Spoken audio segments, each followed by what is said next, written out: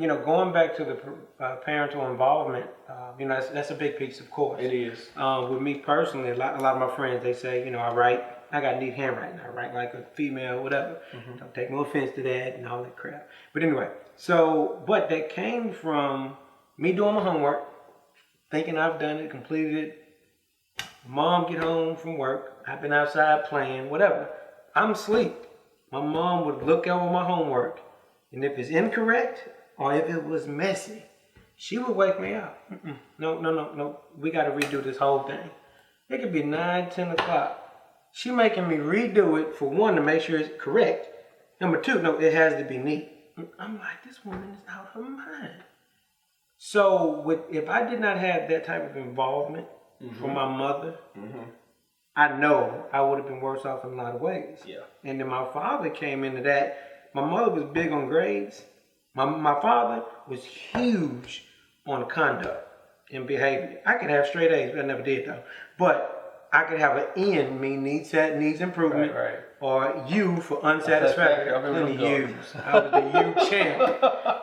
And I could have straight A's or honor roll, but if I had a U in conduct, it didn't matter what your grades were. My dad would tear my skin off the bone just for that U. Because with him, he said, okay, your behavior can either land you in an early grave or behind somebody's bars. Right. And he was big on that. Yeah. He was cold, that belt, cold with it. Yeah, you're right. Because, if you can be brilliant, but if you're an asshole, no one's going to deal with you. Yeah. But I'm wondering, do we have to, are we really at a point, because everybody's talking about, prayer has been removed from the schools, as well as discipline. Corporal punishment is not found in many schools now. Because, just like you talked about how you knew if you didn't do X, Y, Z, especially when it came down to conduct, Dad got to say, come here, step in my office. Over. But so my thing is, should we be talking about discipline in the schools? Because, look, we got to be honest with ourselves. There's not a lot of parental involvement going on at home, or the kids wouldn't be doing what they're doing at the school. Right. Kids have no fear in them. You saw the video of those girls dancing, and one girl dancing on the desk. And I don't know if the girl or guy pushed them all. Yeah. And it seemed to me like that was intentional. That she went on a person's desk on purpose. Oh yeah, she did. Yeah. To piss them off. Yeah, I saw that. So it's like, again, where's the parents in that? And I saw one video of that girl fighting teacher in the chemistry lab. Yeah. Is that where he threw and started choking her? I'm thinking, where are the parents in that? Mm-hmm. Because my thing is, if you would tell your teacher, fuck you or whatever, I know once I talk to your parents. Yeah. Right. It's heavy because, once again, going back to my parents, both of my parents were married up until I was in 8th grade, 9th grade. My father's always been in my life, mother and father, big on education. Both of them have their degrees, all this type of stuff. But, they raised me right. They raised all of us right. However you think that, that textbook raising of a child should be, minus all the butt whoopings and all that. It was there. My dad was like Joe Jackson. We call him Joe Jackson. My brother is Joe Jackson Jr., it was there. But out of all three of us, my older brother, me as the middle child, my younger sister, I kept my mom's up. She praying like, what is going on? I'm doing everything right. So parental involvement is important. Mm-hmm. Where are the parents? Gotcha. Man, I just want to cut. I just want to do hood rat stuff for my friends. I did. I really did. I had, me personally, I wanted to cut up. I had a rush of, doing whatever it was I was doing and not getting caught. Sometimes, every time really, my behavior, you could be like, he got to have a single parent home, his mama can't be in the picture, all that, but you're wrong. I'm on valedictorian in high school, you know what I'm saying? Went over to college. There's no perfect situation. Right, there's no perfect situation. It's not. But I'm just saying that, with the mass amounts of kids wilding out like they're doing now, and then having the wherewithal to videotape it and then cheer each other on, I have to assume that bullshit is accepted in your home. One, who's buying your cell phone? Who's paying the cell phone bill? Yeah. Which means your parents know, and if they don't know, shame on them. Because how's it? You see all these videos of parents shaming the kids by, I hope you're 13, you're 14, you say you're a hoe. Why does your 13-year-old have a Facebook page?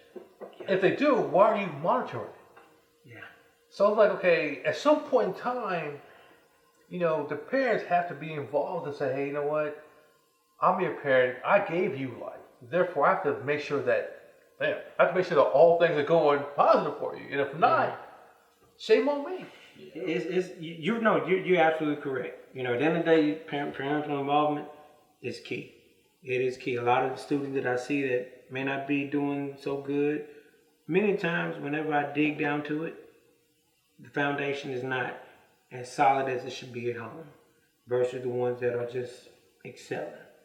And at the same time, going back to what you were saying about that parental involvement, your parents are on the internet. They know how it works, so they need to be on their children to monitor. Right. Because there's a lot of dangers on the internet. Period. Kids commit suicide just from what somebody said on the internet. Right. Foolishness. See, it's a lot of dangers out there. I'm an adult and I see some crazy. I'm like, man, I wasn't even looking for that.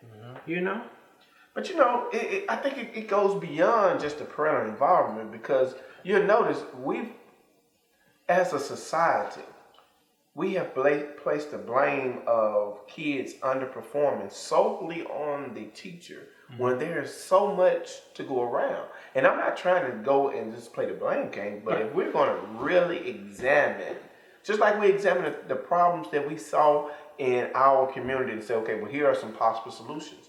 We need to do the exact same thing with education. Correct. My thing is, the teachers, I just watched on the news last week. This was just last week.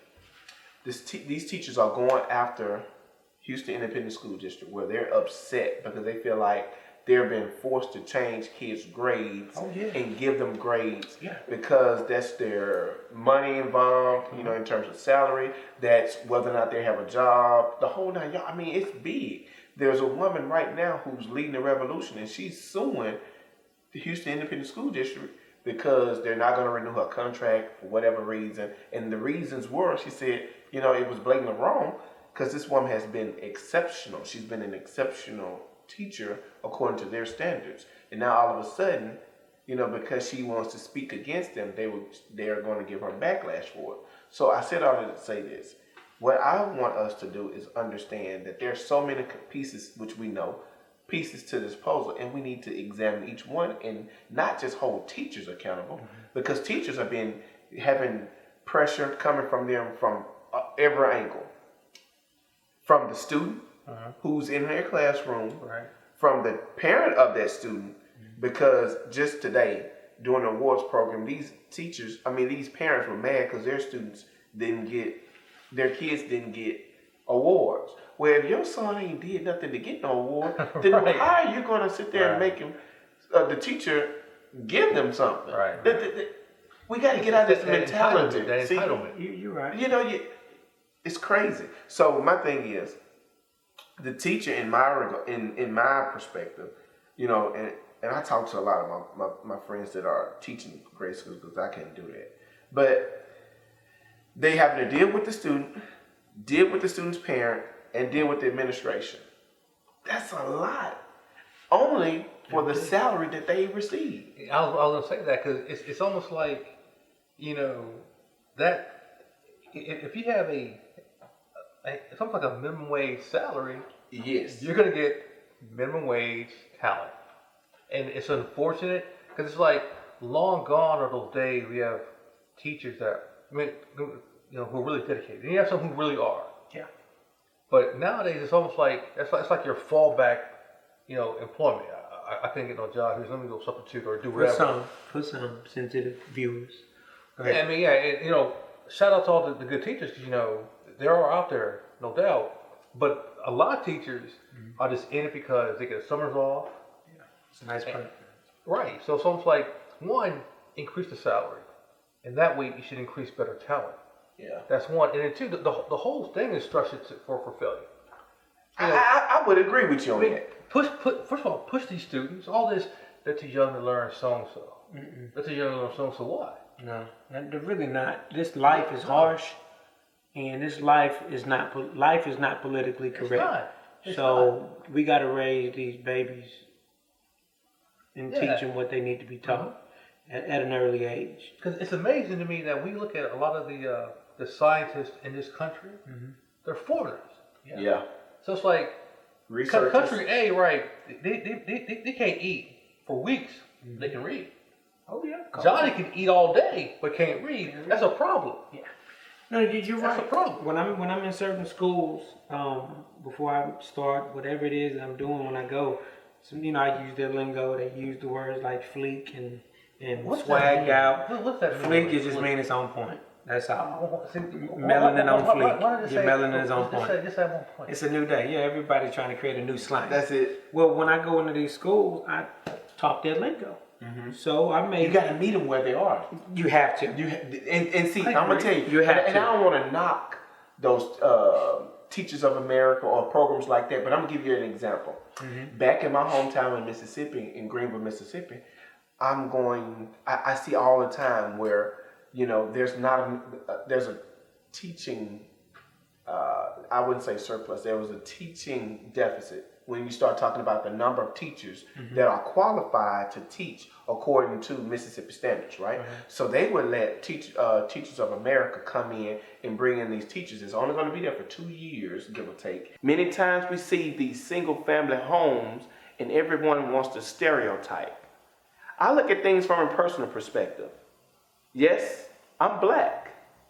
Yes, I'm educated. Yes, I came from a rough background, but that did not define me.